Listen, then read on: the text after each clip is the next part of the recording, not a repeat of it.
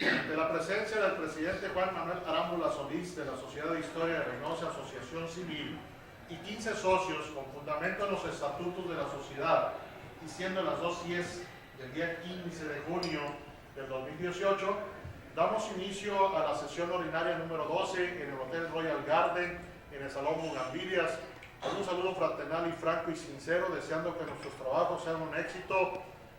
Da la más cordial bienvenida a todos los presentes. El presidente, con sus atribuciones,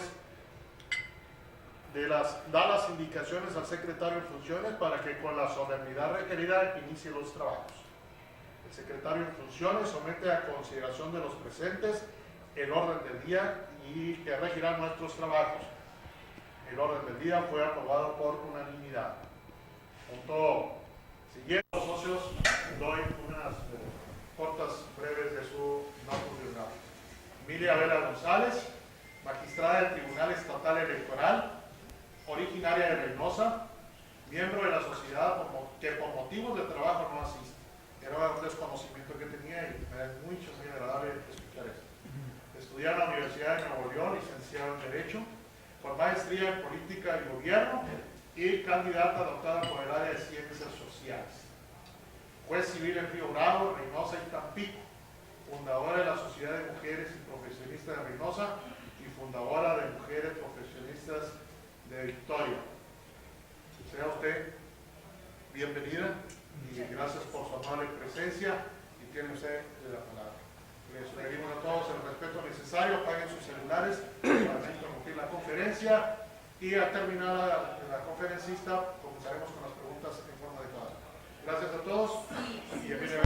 Primero verifico si se escucha o si se escucha o no micrófono. Si se escucha. ¿Es necesario para grabar allá? Ah, vaya. Ah, bueno, ok. Bueno, para grabar, ahí está. Yo creo que sería oportuno también señalar que Emilia Vela González es actualmente magistrada del Tribunal Estatal Electoral. Sí lo dije, sí. Sí lo mencionamos. De hecho, este tribunal también tiene su historia porque fue originalmente, cuando se creó en 1995, Tribunal Estatal de Electoral, pero en el 2009 pasa a ser Tribunal Electoral del Poder Judicial del Estado. Sin embargo, en el 2015, con reformas legales y constitucionales, se conforma en órgano autónomo y es Tribunal Electoral del Estado. Y bueno, vengo como en representación del tribunal y con mucho agrado, porque como se mencionó, fui miembro de aquí, pero ya tengo 11 años. He sido integrante de los 3 tipos de tribunal. Y en esta última ocasión, al haberse convertido en un órgano autónomo, ya el nombramiento ya no corrió a cargo de del Congreso Estatal, de los Congresos del Estado, sino tuvimos que ser designados por el Senado de la República por órgano autónomo. El problema es que seguimos dependiendo del presupuesto del Estado y eso siempre va a ser un problema. Normalmente el tribunal sí tiene entre sus finalidades el poder compartir. Yo la presentación que tengo no hablo mucho de juicios y procedimientos de carácter electoral, pero con toda confianza ustedes me pueden preguntar qué es lo que conocemos como Tribunal Electoral del Estado, porque también existe, y creo que es de todos conocido, el Tribunal Electoral del Poder Judicial de la Federación, y de hecho nosotros estamos muy sujetos a los criterios que establece ese tribunal. Entonces, decíamos que estas elecciones realmente son históricas por diferentes razones. Empezaríamos con la presentación, por favor. En primer lugar, por primera ocasión tenemos en Tamaulipas, porque en algunos otros estados sí existía elecciones concurrentes. Es decir, vamos a tener en una misma elección, en este 1 de julio, elecciones federales como para elegir presidentes, senadores y diputados, y elecciones locales únicamente para elegir ayuntamientos. ¿Por qué se dieron estas elecciones concurrentes? Porque existe una reforma constitucional que obligó a los estados a empatar una de las elecciones. Entonces, en esta se optó que primero fueran los ayuntamientos. Sin embargo, el año terminando este proceso electoral y elegido, iniciamos en Tamaulipas un nuevo proceso electoral que sería para elegir diputados. Y esos diputados que se elijan el próximo año durarán en su encargo 2 años para después las siguientes elecciones volver a empatar. Ya entonces sí se podrá hablar de que nuevamente el Congreso local, los diputados locales y los ayuntamientos se vuelvan a elegir, pero ya estaríamos hablando del 2021. Por primera ocasión también tendremos una casilla única en donde se van a recibir, por ejemplo en Nuevo León, ellos tenían antes elecciones concurrentes, pero tenían cada quien su casilla. Ahora esta casilla única va, en lugar de tener un presidente, un secretario, 2 escrutadores, pues va a tener un secretario más y un escrutador más en las elecciones federales, porque va a recibir todas estas elecciones. Si ustedes habrán escuchado, no se va a poder tener aun cuando se habla de conteo rápido, aun cuando haya resultados preliminares, el PREP, porque en algunos estados, pues la verdad van a tener nosotros tendremos 4, en otros tienen hasta 6 porque eligen gobernador, porque eligen además diputados locales. Entonces no es tan sencillo en la cuestión del escrutinio y cómputo y terminar, y que aunque se habla de tomarle una fotografía de los asistentes para que los del conteo rápido puedan tener ya resultados que no serían oficiales, tendremos que esperar tendremos 2 sesiones de cómputo, tanto a nivel local el martes, sería el martes siguiente, y a nivel federal el miércoles siguiente. Ahora, lugares, en el caso de Reynosa, una elección de carácter de ayuntamientos. Reynosa representa, de 43 municipios que conforman el estado de Tamaulipas, Reynosa representa el 17% de los electores. Entonces, tendremos que estar pensando que se van a estar recibiendo todavía los paquetes electorales hasta el lunes temprano, y que los resultados van a estar saliendo para el caso de Reynosa de ayuntamientos, pues yo creo que hasta el miércoles en la mañana. O sea, son muchos los... Ahora, Reynosa también lamentablemente ha constituido una de los municipios con más baja participación, de mayor abstención. Entonces esperemos que estas elecciones sí cambie esa situación. Ahora, dice la más grande de la historia. Ahorita tenemos ahí los datos y por primera vez pues tenemos la reelección de ayuntamientos. Esto implica ya a partir de tenemos que en esta elección se aplica por primera vez y de manera completa la reforma que en materia política tuvo nuestra Constitución en el año 2014. Los diputados, el Congreso, los diputados, los senadores que participaron en esa reforma política no podían aspirar a la reelección. Entonces ahora ellos, los que terminan, no pueden, los que se elijan, entonces ya sí podrán en la siguiente ocasión aspirar a la reelección. Estaríamos de que en el caso de senadores pueden aspirar hasta por 2 periodos y en el caso de los diputados hasta por 4 periodos. Reynosa, Tamaulipas, bien pudo también tener que los diputados pudieran reelegirse hasta 4 periodos, pero optó porque fueran 2 en un momento determinado, pero los que designen el año siguiente. Duración del cargo, pues también sabemos que por esa razón de empatar las elecciones, la de los ayuntamientos, estos duraron únicamente 2 años y ya será los que se elijan en esta que ya tendrán su duración normal de 3 años.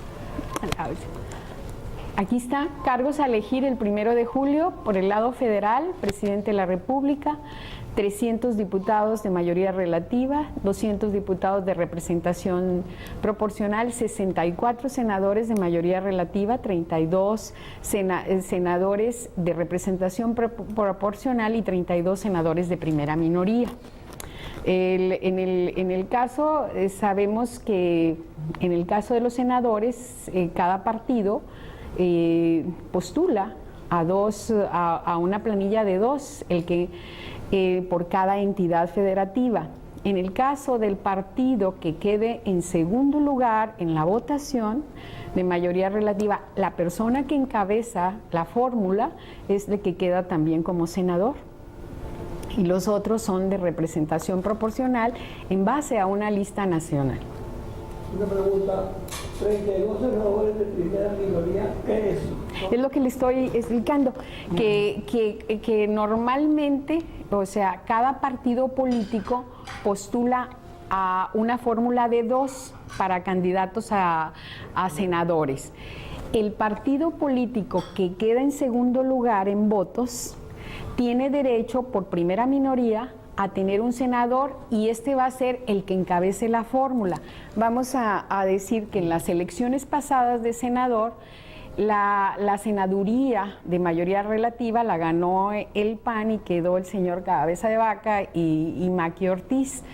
El PRI quedó en segundo lugar y ahí la fórmula era Cavazos Lerma y la maestra Flores Valdés, entonces quedó Cavazos Lerma como diputado de primera minoría, senador de primera minoría. Y los otros es en relación a la lista de carácter nacional. En el caso de los diputados de representación proporcional, nosotros, todo el país se divide, sí sabemos, en 300 distritos en los cuales participan candidatos a diputados por mayoría relativa. Pero el país, para efectos electorales, se divide en circunscripciones. Nosotros, Tamaulipas, pertenece a la segunda circunscripción y esa segunda circunscripción la forma Nuevo León, Coahuila, Zacatecas, San Luis Potosí, Guanajuato, Aguascalientes y Querétaro, Tamaulipas, por supuesto. Entonces, la sede es Monterrey, Nuevo León. Entonces, por esas circunscripciones se hace la lista para representación proporcional, que sabemos que en base a la proporción de votos que se obtenga es como tiene acceso. Ahora, en el caso de elecciones locales, bueno, pues habrán de elegirse a 8 gobernadores, el jefe de gobierno de la Ciudad de México y 1,754 ayuntamientos en 24 estados. 16 alcaldías, recuerden el término, pues hasta antes de la reforma en la Ciudad de México eran delegaciones, ahora son alcaldías de la Ciudad de México. Entonces, en total donde va a haber renovación, va a ser 972 diputados locales en 27 entidades.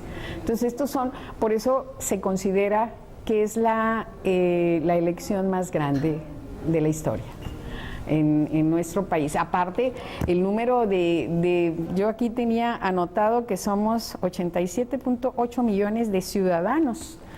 Que estaremos en posibilidad. ¿De la lista nominal? Sí, 87 hace mucho. O sea, no, yo creo que no, esta cifra no está bien. No está bien. Entonces le seguimos. En este punto, aunque tal vez lo va a tratar más adelante, ¿y la equidad de género? ¿Lo vamos a tratar? ¿Usted cree que yo me desaproveche esa oportunidad? Claro que sí, sí la vamos. Hay 3 temas que de manera destacada, en la que quizá me detengo un poquito más, como sería candidaturas independientes, reelección y equidad de género. Oiga, los partidos pequeños como el PT también tienen diputados y senadores de representación proporcional. Pues tenemos la reforma del artículo 1 constitucional que prohíbe, entre otras, la discriminación por género. Y en el 2014 es cuando obliga a los, en esa reforma se obliga a los partidos políticos a observar la paridad en la postulación de candidaturas, pero en legisladores. Entonces, y después, pues la evolución, la que sigue, por favor. Entonces, tenemos paridad. Sin embargo, el artículo 1 constitucional también dice que la interpretación en cuestión de derechos humanos debe ser progresiva. Entonces, en base a eso de progresividad, por criterios jurisdiccionales se habló de paridad vertical y paridad horizontal. Paridad vertical se observa, por ejemplo, en las planillas de los ayuntamientos, que haya paridad en lo más posible. Si es impar, pues bueno, el número, entonces de acuerdo de hombre-mujer, hombre-mujer. Entonces, y que se observe más o menos la mitad para cada uno. Y en las listas de representación proporcional en legisladores también.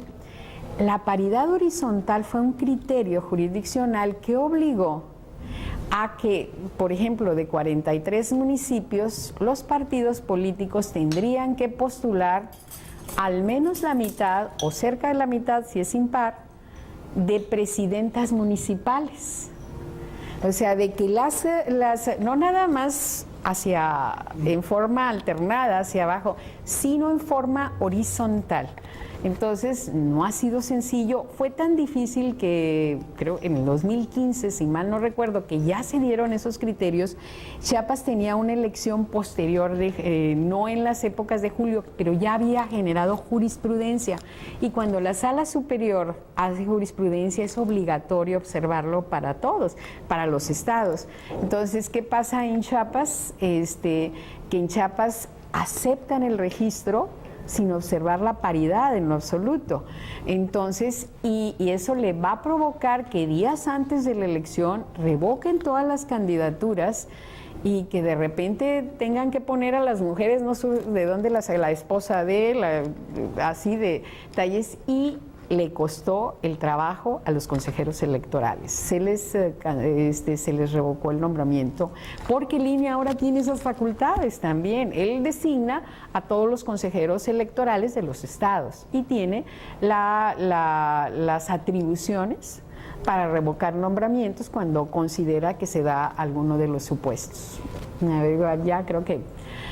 por ejemplo, decíamos, el Congreso local, que son 36 diputados, después de la elección que hubo ya mayor candidaturas de mujeres, pues sí, si antes eran 36%, habían tenido con cuotas de género, ya cuando la paridad se obtuvo 44%. Por ejemplo, si antes del 2016 había 7 alcaldesas, después de ese año 17 alcaldesas, que era 39.5%. Creo que no sé qué tanto más falta. A ver. Bueno. No, la cuestión le sigue así. La cuestión es que tanto la Constitución como la ley electoral, como la Constitución política del Estado, reconoce igualdad de oportunidades en el ámbito político y social, y no podrán proponer más del 50% de candidatos de un solo género a un mismo órgano de representación política. Entonces ahí teníamos más o menos el marco legal. ¿Qué más nos queda? ¿Ya es todo? Bueno, entonces ese es más o menos a grandes rasgos los temas que consideré más importantes. No sé si haya algún comentario, alguna observación. Se sorprendió lo de las Juanitas. Las Juanitas. Les interesa el tema de las Juanitas. ¿Por qué Juanitas? La cuestión, Sí, se corrigió. Lo que pasa es que todo tiene su antecedente en la elección del PRD de la delegación de Iztapalapa. Sí. Sí, por Juanito. ¿Qué?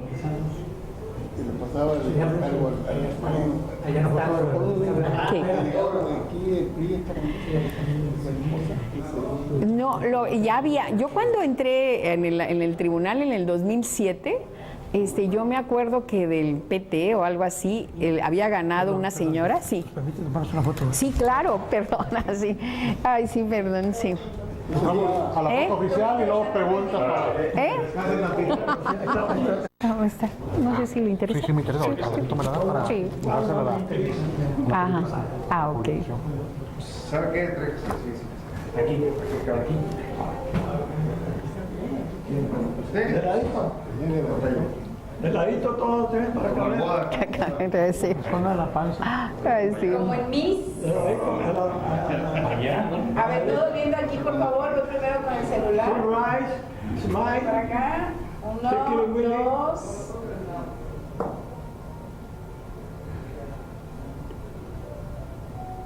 Ya no saqué. A ver.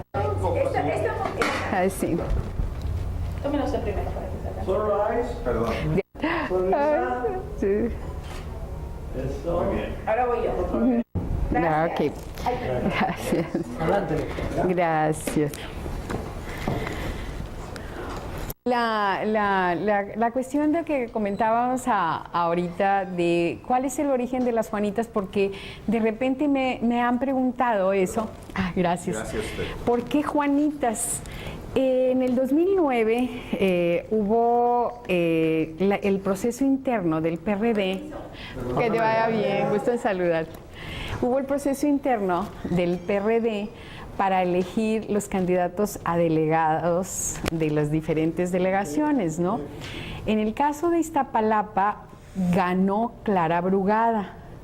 Sin embargo, la que quedó en segundo lugar, que era Silvia Olivas, se inconformó y se lograron demostrar que había habido una serie de irregularidades en la designación de Clara Brugada y se le revocó la designación.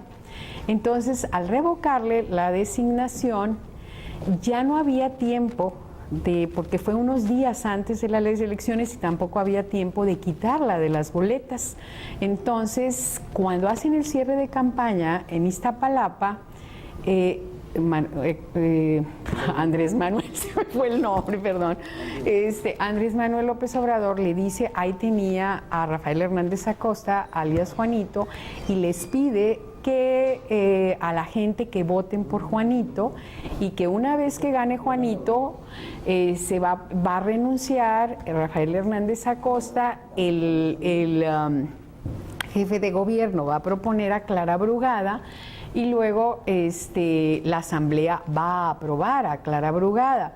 Sí pasó así, pero Juanito ya después ya no quería, o sea, Iztapalapa creo que tiene muy buen presupuesto. Entonces, ¿qué sucede? En ese mismo año se dan las elecciones, fue la renovación de diputadas federales, entonces varias de las personas que fueron electas, en las que se observó, porque antes de llegar a la paridad, tuvimos, y quizá no lo comenté, en el 2002 se hablaba de cuotas de género de 30-70, que no debería exceder de un 70% de un mismo género, y luego en el 2002 se reforma la ley para que no exceda de un 60%. Entonces, gracias a cuotas de género, llegan una serie de mujeres como diputadas y resulta que a la mera hora ya electas renuncian al cargo o simplemente no asisten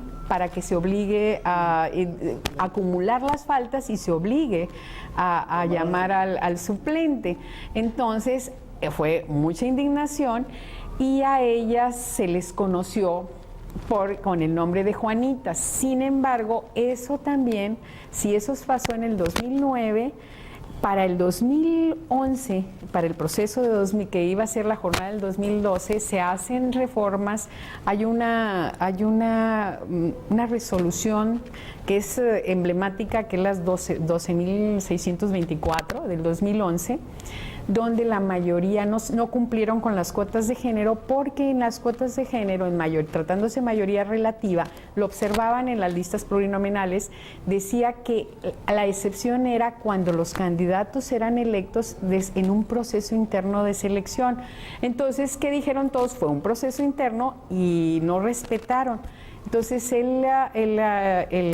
la Sala Superior determinó que no importaba si tuvieras proceso interno o cómo lo tuvieras, iba a respetar el 40-60 y que los suplentes tenían que ser del mismo sexo para evitarse eso.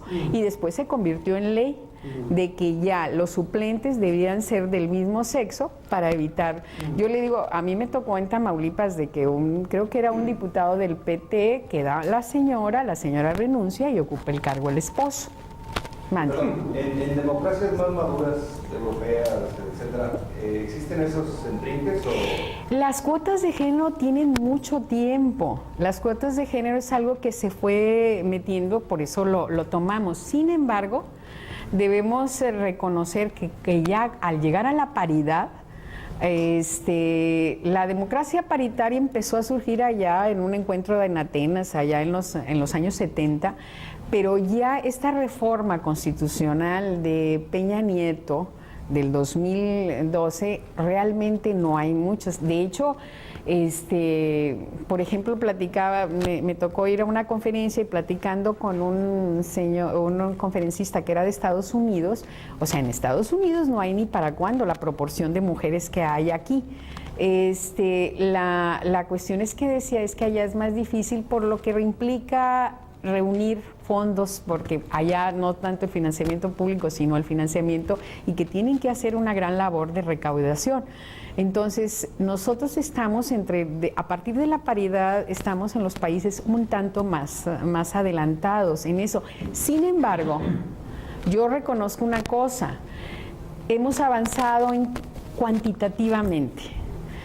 Bueno, una vez se me ocurrió acabar la plática y la conferencia sobre las mujeres y decir, de que sí, que ahora hay que conseguir que sea cualitativamente, que lleguen las que tengan los atributos, las cualidades, la trayectoria, la capacidad, no por ser prima, hermana, pariente o algo. Sin embargo, esposa, sin embargo, yo dije, ahora solo pero después en la nota periodística decía, muchas de las diputadas y presidentas no merecían serlo, magistrada Emilia. Yo no dije eso, Lo que pasa es que sí conoces a muchas mujeres con mucha trayectoria, con mucha capacidad, y de repente están personas que no te esperabas, ¿verdad? Pero cuando yo dije eso, también alguien me dijo, ¿y los hombres a poco llegan los mejores? Y bueno, dije, es que a nosotros nos ha costado un poco más llegar, ¿no? Sí. Gracias. Quiero contarles una anécdota con relación a la participación de las mujeres en la política. Eso es una novedad, porque a principios de este siglo, o el siglo pasado, las mujeres en México tenían la idea de que la mujer era para atender el hogar, los niños, preparar la familia, todos los trabajos del hogar. Sucede que en 1940, yo nací en San Fernando, en 35. Entonces, en el 40 hubo elecciones municipales. Y había mucho barullo, mucho movimiento de gentes. Llevaban en camiones de revilas, iban a los ranchos y traían a los campesinos al centro de la ciudad para a la hora de la votación realizar el ejercicio de la votación. Y entonces yo vi que mi mamá no se movía ni nada. Le dije, mamá, ¿qué quieres, mijo? Oye, mamá, ¿y tú no vas a ir a votar? ¿Vas a entiender, muchacho? Eso es un asunto de hombres. Sí, sí. La idea de la mujer entonces es que la política era exclusivamente de los hombres. Pues es que esa fue la educación así. Mi mamá era maestra. Pues ahora vamos a pensar en los que no hayan estudiado, pues no. Esa es una de las cuestiones, por ejemplo, los que influyeron mucho en el movimiento de liberación, de liberalismo está Emilio, Juan Jacobo Rousseau. La educación, o sea, quedaba cuál es el prototipo de la mujer, cuál es el prototipo del hombre, pero hay veces ni todas las mujeres responden a ese estereotipo, ni todos los varones tampoco, ¿verdad?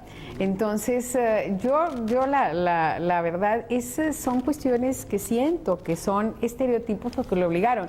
Yo en un momento determinado hasta me llegaba a sentir culpable, así como que sentía, hasta que después ya decía, o sea, ¿me tengo que casar?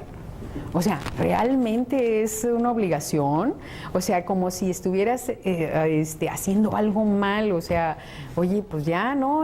Con ese, aunque sea, con ese, ¿por qué? O sea, no todos respondemos a los estereotipos. Sin embargo, fui educada muy conservadoramente y no es tan fácil quitarte esa educación de la que no es tan fácil, o sea, no logras ser, o sea, no eres totalmente liberal. Siempre he estado así que en favor de los derechos de la mujer, pero de una manera tranquila, sí, de una manera tranquila.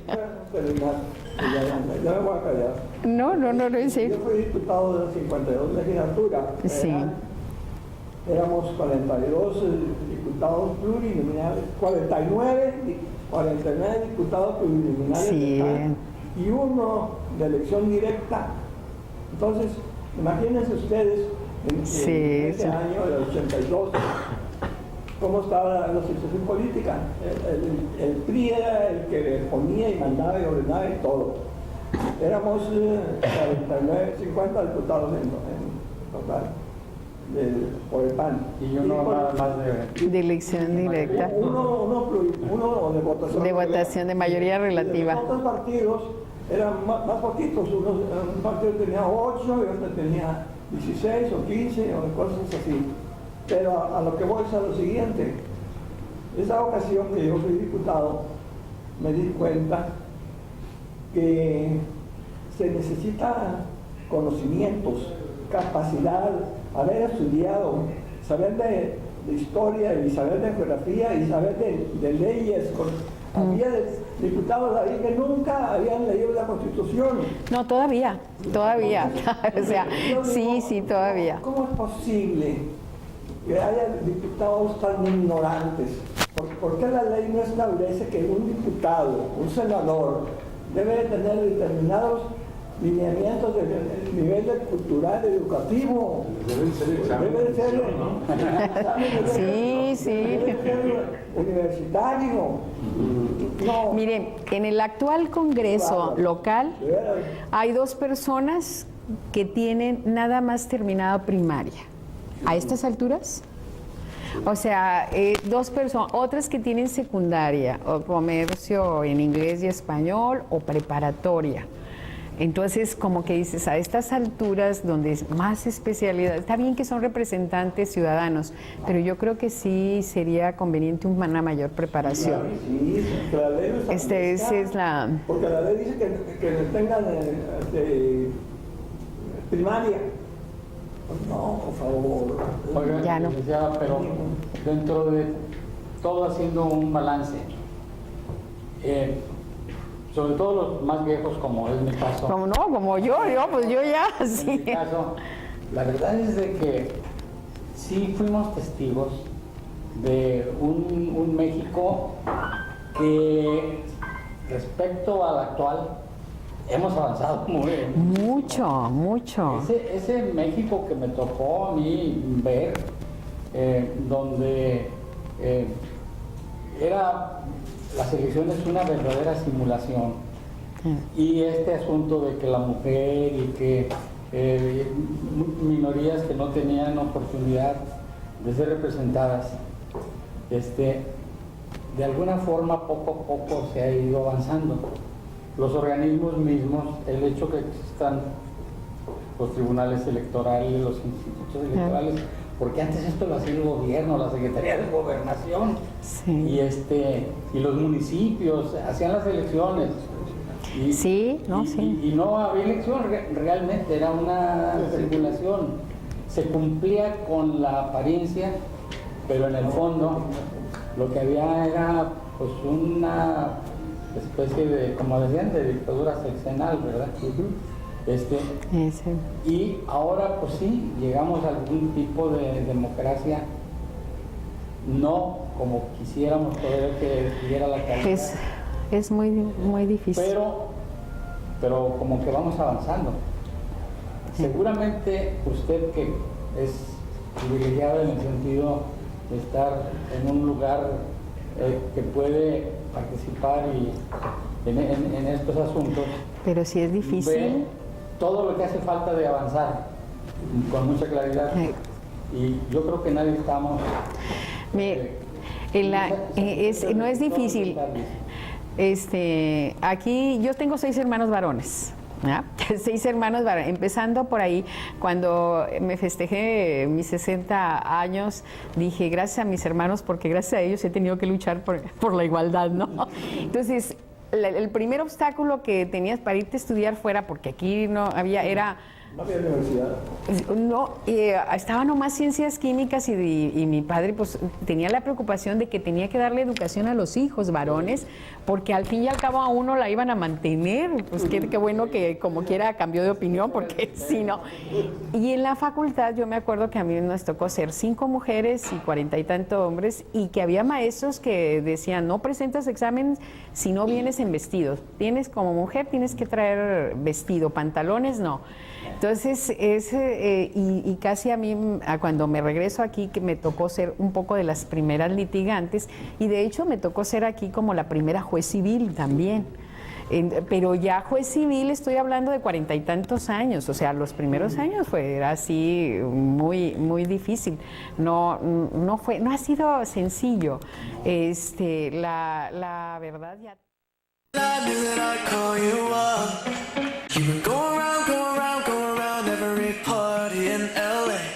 Cause you knew that I knew that I knew that I'd be at one. I know that... A más de 50,000 mujeres. Ellas lucharon mucho. Inclusive Lázaro Cárdenas en 1937 presenta una iniciativa de reforma del artículo 134 constitucional en el que le da los derechos a la mujer, pero nunca pasa, lo aprueban a nivel de diputados federales, lo aprueban a nivel de senadores, se aprueba en los congresos, sabemos que los congresos del Estado tienen que aprobar, se aprueba también, sin embargo, lo único que faltó fue que la publicara en el Diario Oficial de la Federación, y por eso nunca entró en vigencia. ¿Y qué las razones? Pues se han dado muchas. Unas decían que es que en España se les había otorgado en el 31, 33 a las mujeres el derecho a voto y ganaron los conservadores, que se les dio. Otros consideraban que darle el voto a la mujer era como dar un doble voto al varón, porque iban a votar conforme a la voluntad del esposo o del padre, o influidos por el clero. Entonces, la cuestión es que no se publicó, y que esa fuerza que habían obtenido las mujeres, resulta que con el partido, ya no sé si era en ese entonces de la Revolución Mexicana o ya era del PRI, ya se había denominado PRI en ese entonces. Bueno, entonces era de la Revolución PRM. Entonces ahí, al crearse la CNC, al estar la CNC, la CNOP, se asimilaron esas organizaciones con en CTM, entonces esa fuerza que habían obtenido se diluyó. Entonces, cuando en 1947 recién había entrado Miguel Alemán, hace la reforma del artículo 115 constitucional y otorga el derecho de votos a las mujeres a nivel municipal. Y ya ya en 1900, al mismo don Miguel Alemán, la señora doña Amalia González Caballero de Castillo Ledón, que era presidenta del Comité Interamericano de la Mujer, le solicitó, porque ella se sentía pues muy presionada, porque Tamaulipeca, Jiménez, se sentía muy presionada que la mayoría de los países de América Latina ya les hubieran otorgado el voto a la mujer y que México no, y ella estuviera presidiendo ese organismo. Entonces dijo, ya no me queda tiempo, convence al candidato, a Ruiz Cortines. Entonces en 1952 tiene un encuentro con el candidato, ya el candidato empezaba a dar, aparte la presión internacional era mucha, y él dijo, si ustedes me demuestran, o si tú me demuestras que es un deseo de la mujer, entonces, y anduvo recorriendo todo el país y reunió como 50,000 firmas, ¿no? Entonces ya, y también se lo prometió. Entonces, cuando entra en calidad como asume la presidencia en diciembre de 1952, realmente él es una de las primeras iniciativas que envía el modificar.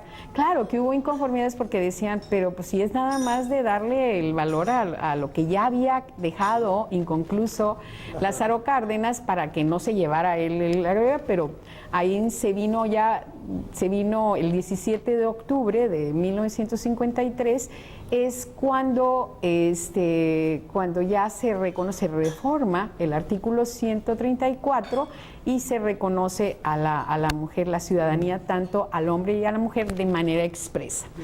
En 1974 pongo esta reforma porque es hasta 1974, en diciembre, creo que estaba Luis Echeverría, cuando se modifica el artículo 4 de la Constitución para otorgar la igualdad jurídica a la mujer, porque en 1975 México iba a ser sede de la primera conferencia internacional, lo del Año Internacional de la Mujer, 1975, de la ONU, y pues como que no se iba a ver así como, porque era la situación jurídica de la mujer, entonces se le da la igualdad.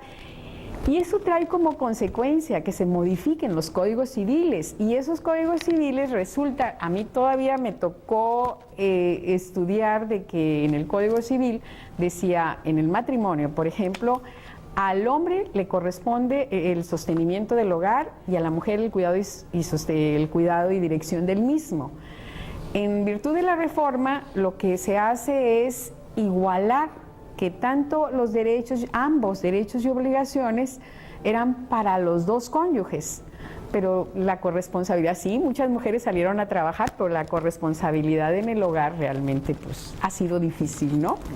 Entonces, para integrar los representantes primero los funcionarios de casilla y los representantes de partido, y si hay observadores también. La clausura de la casilla sucede a las 6 de la tarde. Claro, si hay todavía electores que están esperando votar, pues hay que esperar en eso. Entonces la clausura y luego ya se empieza a hacer la clasificación de los votos y hacer el escrutinio y cómputo.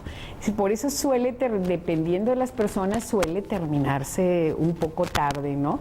Entonces unas van hacia a los consejos distritales y otras irán a los consejos municipales, dependiendo del tipo de votación que se haya. Hay un consejo municipal electoral que es el que recibirá los paquetes de la elección de ayuntamiento, y el consejo de los distritos recibirá lo que se refiere a senadores, diputados y presidente de la República. El resultado y declaración de validez, les comentaba, tratándose de la elección local de ayuntamientos, se da el martes, empieza el martes con la reunión del Consejo Municipal Electoral y los representantes, y es ininterrumpido hasta que concluyan, y el miércoles son la sesión de cómputo de las elecciones federales. Ahora, el dictamen de declaración de validez de presidente, el INE hace el cómputo, pero quien va a declarar la validez de la elección es la Sala Superior del Tribunal Electoral del Poder Judicial de la Federación. Entonces él se hace la declaración de validez, ya después se informa para el bando solemne a la Cámara de Diputados. Ahora, las candidaturas independientes, el 9 de agosto se publicó en el Diario Oficial de la Federación esta reforma que posibilitó a México la aplicación de esta figura el 9 de agosto del 2012. No corresponde a la reforma política del 2014, sin embargo es hasta el 2014, hasta mayo, 23 de mayo, cuando se reglamenta, cuando ya porque antes se aprueba la reforma constitucional, puede haber candidaturas independientes, pero no se establece cuáles son los requerimientos que deben cubrir las personas que aspiran a ser candidatos independientes. La que sigue, por favor. Entonces, en forma de antecedentes tenemos la Constitución de 1917, en realidad no mencionó nada en relación a candidatos independientes. Para 1918 se aprueba la ley para la elección de los poderes federales, ya contemplaba, aunque no los manejaba como candidatos independientes, sino manejaba la posibilidad de que participaran candidatos que fueran independientes de partidos políticos. En 1920, ya de la Huerta, creo que era el presidente, se incluye ya en esta misma ley la figura de candidatos independientes. Cuando surge la prohibición es en 1946, donde ya se da, como quien dice, únicamente se reserva para los partidos políticos la postulación de candidatos a un cargo de elección popular. Creo que era el último año de Ávila Camacho, ustedes señalarán mejor. Ahora, ¿qué fue lo que de alguna manera empujó, fue el precedente ya de última? El caso de Jorge Castañeda, que intentó registrarse en el 2006 como candidato, se le niega porque no había esa posibilidad, porque únicamente los partidos políticos podían postular, y se va a un amparo que tampoco procede, porque el amparo no procede contra actos electorales, ¿no? De carácter electoral, pues se va a la Corte Interamericana de Derechos Humanos, en donde señala que México, hay una obligación para México de que debe contemplar en su legislación la posibilidad de que se registren esta clase de candidatos, y entonces eso fue ya lo que de alguna manera, pero hasta el 2012 se da esa reforma constitucional y decimos en el 2014 se reglamenta. Entonces, la que sí. Entonces, por ejemplo, ahorita en presidente de la República, creo que no es el padrón electoral, es la lista nominal, nomás ahí se quedó padrón electoral, que era lo que tenían de apoyos que tenían que conseguir, sí, y mantener ese porcentaje de uno en 17 entidades. Entonces sabemos que lo consiguió, lo consiguió Margarita Zavala, y en el caso de Jaime Rodríguez. Y ahorita nada más está Jaime Rodríguez. ¿Qué sigue? Entonces, ¿qué tiene que hacer el INE? ¿Qué hace? El INE emite una convocatoria dirigida a los ciudadanos interesados en ser candidatos. Para que ellos manifiesten esa intención y el cargo de elección al que puedan aspirar. En esa convocatoria dice qué requisitos deben de cumplir, la documentación requerida, los plazos que tienen para recabar, el tope de gastos. Recuerden, cuando están buscando los apoyos, ellos no reciben financiamiento público, tiene que ser financiamiento privado lícito. Entonces, por eso deben de formar una asociación en la que mínimo esté su representante y quien va a llevar la administración. El INE debe dar amplia difusión a la convocatoria. La que sigue, por favor.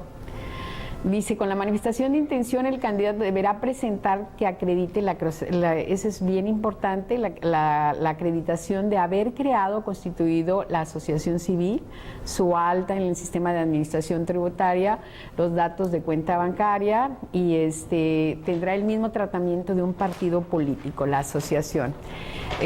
Modelo único de estatutos. La que sigue. Sabemos que, ¿por qué decimos la reelección? Pues ya existía, porque ¿cuántas personas conocemos que ahorita era presidente y después era diputado y después era senador y después? Entonces, pues sí, pero para considerarse reelección se requiere que sea el mismo cargo que se estaba desempeñando y de manera inmediata. O sea, hablamos ya que lo que se aprobó fue una reelección inmediata. Entonces, por eso dice, podrán buscarla alcaldes y diputados electos en el 2015 y en el 2016. Los actuales diputados están impedidos por haber participado en esa reforma constitucional y los diputados y senadores que se elijan en el 2000 podrán aspirar a ser reelectos por 4 periodos, los primeros y 2 los segundos. Los ayuntamientos solo por un periodo adicional y siempre que sea de 3 años. En las elecciones de este año, dice, 237 alcaldes buscarán la reelección y 202 diputados de 27 estados. La reforma del 2014 que prohibía la reelección desde 1933, ya que le quitó eso. Lo que comentábamos que para considerarse reelección se requiere ocupar el mismo cargo que se desempeña. Tratándose de presidentes municipales, tanto la ley como no exigen separarse del cargo. Eso también puedo comentar que nos tocó conocer también, que partidos políticos impugnaron la cuestión de que había que al no separarse los presidentes municipales en sus funciones, porque no estaban obligados, porque tanto la ley, la propia ley local de la ley electoral señala y el intendente que tienen que separarse con 90 días de anticipación a que tengan lugar las elecciones los servidores públicos. Sin embargo, pone como excepción los que ocupan el cargo por que hayan accedido a los mismos en un cargo de elección popular. Entonces, eso decíamos, los diputados, los presidentes municipales o integrantes de ayuntamiento, nos exigía, y además existía el criterio que ya se había dado en la Corte, en el sentido por un caso de Yucatán, en que decía es que podemos llegar al riesgo de que si todos los integrantes de un ayuntamiento desean aspirar a la reelección, y que estuvieran obligados a retirarse del mismo, pues entonces llegaría que no habría la funcionalidad y la operatividad de ese ayuntamiento si todos tuvieran que retirarse del cargo. Entonces no era exigente, sin embargo, aún todos aquí, por ejemplo, impugnaron el caso de Maki y decían, no, pues va en contra de la equidad de la contienda, además ella tiene, que está prohibido, ella tiene el cargo de jefe de policía, entonces, pero pues no, se consideró que no estaba, independientemente que ya para el momento en que se dicta la resolución ya se había separado, o sea, la mayoría se separaron antes de que iniciara el proceso de etapas de campaña, 14 de mayo, 15 de mayo, por ahí. Entonces, y se aplica la prohibición de prohibición personalizada. El artículo 34 pues prohíbe que las personas, sobre todo los que están en el caso de un cargo público, utilizar programas que no sean los necesarios de servicio, educación, de salud, para promover su imagen. Entonces está prohibido eso de promover su imagen o utilizar programas sociales para eso. Adelante, la búsqueda de bueno, ahí hablaremos de la mujer. Ay, sí. La mujer, en forma así muy clara, el sufragismo surge en Estados Unidos fundamentalmente a finales del siglo XIX y en Estados Unidos, y ellos pues realmente trataron de que la mujer obtuviera los derechos políticos. Y pues tanto en los dos países se consiguieron aproximadamente en 1920, 1919, 1920. La Constitución política, la Constitución de 1857 está basada mucho en la cuestión, sí se respetó mucho la cuestión de los derechos humanos o que se consideraban de otra manera, pero estaban influidos los constituyentes mucho por el liberalismo ilustrado, el que consideraba que pues todos los hombres eran iguales, pero las mujeres no, ¿verdad? Ahí las mujeres no eran iguales, o sea, todo estaba, si tenemos en cuenta cuál era la situación de la mujer que guardaba en el siglo XIX, pues realmente era considerada como una menor de edad, que estaba bajo la tutela tanto del hombre de la familia, sea el padre, sea el esposo o sea el hermano. Entonces se puso que el artículo 34 constitucional, que es el 134, que es el que establece, decía, los que tienen la calidad de ciudadanos los mexicanos mayores de 18 años que eran casados y solteros, y 21 si eran solteros. Cuando se hace la Constitución de 1917 ya había solicitudes, ¿no?, de que se otorgara el derecho a la mujer, el derecho de voto. Sin embargo, los constituyentes consideraron que si bien había mujeres de excepción, la dificultad de hacer la diferencia autorizaba la prohibición. Entonces, en los mismos términos que estaba redactada en la Constitución de 1857, se volvió a redactar y quedó de esa manera en la Constitución de 1917. Ahora bien, una interpretación un poco actual respecto, dice, tienen la calidad de ciudadanos los mexicanos que sean mayores de 18 años y son casados, y 21 si no lo son, pues diría, con el término mexicanos, pues incluye tanto a hombres y mujeres.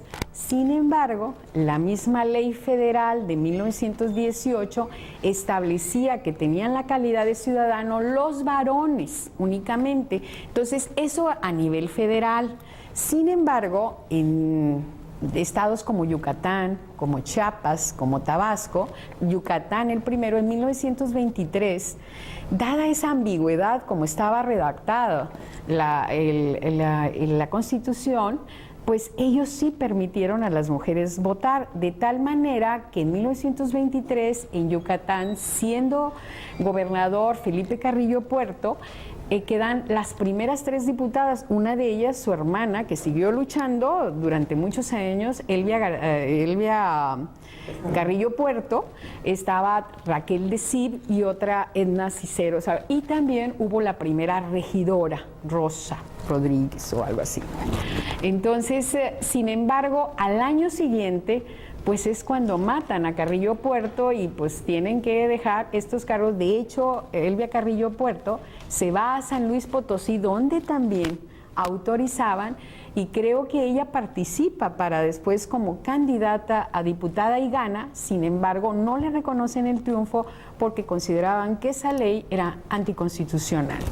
Entonces, en el 1935 se crea y se constituye el Grupo Único Pro Derechos de la Mujer, que llegó a formar de todas las tendencias, así mucho maestras, a más de 50,000 agrupos. En base se alcanzan, en base a la votación. Sabemos que el PT de milagro conservó. De votas 3%, sí. Entonces es difícil que lo alcancen, pero pudiera ser. En el caso de Tamaulipas, partidos como el PRD, partidos como el PT perdieron su registro, pero como son partidos nacionales que conservaron el PRD y Movimiento Ciudadano, Movimiento Ciudadano, MC. Y entonces ellos lo que no tienen son prerrogativas a nivel estado, pero a nivel nacional sí la tienen, pero prerrogativas para cuestiones ordinarias, gastos ordinarios, sí. Ya en campaña, pues bueno, tienen los candidatos. Y ahora lo que sabemos que casi, bueno, al menos a nivel nacional, pues se hicieron las coaliciones, ¿no? Y esos diputados, esos partidos pequeños que no tienen representación en Tamaulipas, ¿pueden poner candidatos? Sí, porque tienen representación nacional, son partidos nacionales. Y además, ahorita, si usted recuerda, por ejemplo, en el caso de la presidencia de la República, pues casi todos los pequeños están en coalición. Entonces, tenemos que el PAN tiene coalición con Movimiento Ciudadano y con el PRD. En el caso de Morena, pues tiene coalición con el PT y Encuentro Social. En el caso de el PRI, Pues ahora a nivel nacional la tiene con Nueva Alianza y con el Verde. Ya a nivel local ahora prefirieron ir solos. Siempre habían estado con el PRI. Sí. Yes. Entonces, la cuestión, los partidos pequeños, antes las coaliciones iban tenían su logo en las boletas. Ahora ustedes pues se van a encontrar que cada partido tiene el nombre del candidato. Si pueden, la idea y la sugerencia dice, pues qué bueno que nada más se tachara o se marcara uno de los logos, ¿verdad? Licenciada, y en el caso de las presidencias municipales, me quedé, no me había puesto a pensar en eso. La boleta para presidencia municipal, al no tener registro, el PRD y el otro partido, el PT, ¿cómo va a estar entonces? No van a aparecer. Lo que pasa que como si es sí pueden, porque son partidos, de hecho sí, de hecho nosotros tuvimos una serie de conflictos por la cuestión. El PRD estuvo peleando mucho las posiciones en esas planillas de los ayuntamientos. Por ejemplo, en el caso de Reynosa, de acuerdo con esa coalición y los convenios de coalición que celebraron, le tocó la tercera posición al PRD. Y fue peleado porque de acuerdo con de acuerdo con el Consejo, cuando tuvieron su asamblea, el Consejo Estatal del PRD, le tocó, como que dieron por hecho que la planilla del ayuntamiento por parte del PAN iba a estar encabezada por un hombre. Entonces pusieron en la tercera, para conservar la alternancia a que están obligados, pusieron en la tercera posición de regidores a 2 mujeres. Sin embargo, cuando se dan cuenta de que realmente iba a ser encabezada por un hombre, hicieron por una mujer, hicieron una modificación, pero a nivel nacional, del CEN nacional, de que pusieron 2 hombres. Y entonces, pues sí, eso sí se generó una diferencia, porque en primer lugar, conforme a sus propios estatutos, el CEN no tenía atribuciones para hacer esa designación, a menos que no se hubiera hecho o no hubiera habido un consejo estatal. Entonces, sí están, o sea, están todos, ahorita todos están representados también en ayuntamiento, ¿no? Conforme a las coaliciones que a nivel nacional celebraron. Entonces, en este caso, en Reynosa, claro que nosotros hemos tenido las controversias más fuertes que hemos tenido, ha sido relacionadas con Morena. Entonces, ahora, como a diferencia de otras elecciones, otras épocas en que había mucha diferencia entre el PAN, por ejemplo, pues ahora no, están disciplinados. Entonces, ese es el PRI. Sí, porque llamó la atención. Es más, tuvimos más del PRI en un inicio porque no había la renovación de su dirigencia. Entonces estuvieron presionando hasta que hubo porque nosotros conocemos, aparte de las inconformidades que se dan al interior de los partidos políticos. ¿Y cómo es el caso, por ejemplo, de lo de Ciudad Madero? Que ahí hubo un problema con el candidato a presidente municipal, ¿verdad? Sí, no, se me hace que no vamos a llegar ni a la mitad, pero está interesante. Vamos a ver, vamos a explicarles ese caso. Evidentemente es mucho político, es un problema muy político en general, ¿verdad? La presión así. En el caso del candidato hubo la selección interna por parte de Morena y obviamente decidieron que era él. Inicialmente iba a haber todo un proceso, pero después acordaron que la Comisión de Elecciones hacía las designaciones como ellos consideraran. Entonces, desde un principio este señor Oseguera, los requerimientos para ser miembro de un ayuntamiento en Tamaulipas es que justifiques el tener la residencia, ¿verdad? Aquí en el municipio donde vas a participar o ser originario de ese lugar. Entonces 3 años. 3 años, lo que requieres de ayuntamiento. A Oseguera, el secretario del ayuntamiento lo litigó como si fuera un asunto y no le daban su carta de residencia. Promovió varios juicios y aun cuando se le exigió y se tuvo que exigir en cumplimiento de ejecución de sentencia porque le estaban ordenando, oye, entrega tu acta de residencia. Ah, bueno, al fin decidió, primero se la da de 2 meses. Y luego le dicen, oye, no, pues si tu misma legislación interna, la de Código Municipal, habla de 6 meses, bueno, se la doy de 6 meses.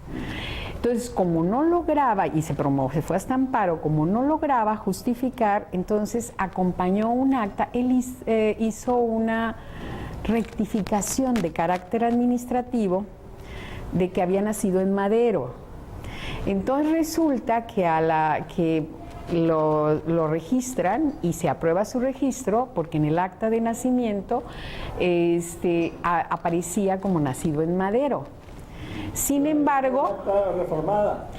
Era ya el acta reformada, se hizo la modificación en enero del presente año. Entonces se hizo a nivel de oficialía. Entonces, ¿qué pasa? Se inconforman los mismos gentes de Morena y dicen, aquí están 2 actas. Y es el mismo número de acta, el mismo libro, la misma fecha de registro, nada más que en uno aparece como nacido en Tampico y en otro como aparecido. Entonces, ¿qué hace la magistrada ponente, que es una magistrada a la que le tocó resolver ese asunto? Pide informes a la coordinación del registro civil de Tamaulipas sobre cuál de las 2 actas es la correcta.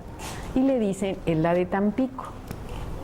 Ahí es entonces, pues bueno, se le revoca su nombramiento, pero en Monterrey se considera que como lo que se está impugnando es el acto del IETAM, el IETAM actuó conforme a derecho porque él tenía un acta con nacimiento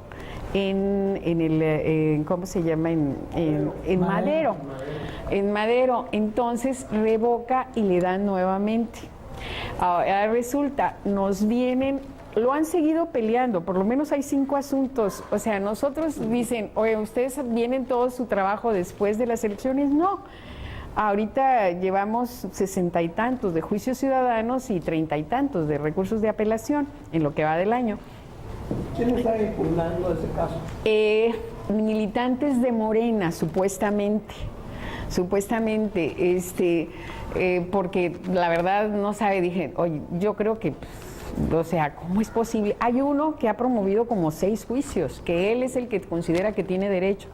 Y el último me tocó resolverlo a mí porque resulta que la coordinadora del registro civil, por eso como que se complica, declara que la oficial del registro civil no tiene atribuciones para hacer esa clase de rectificaciones, que en todo caso corresponderían al Poder Judicial, como para cambiar el lugar de nacimiento.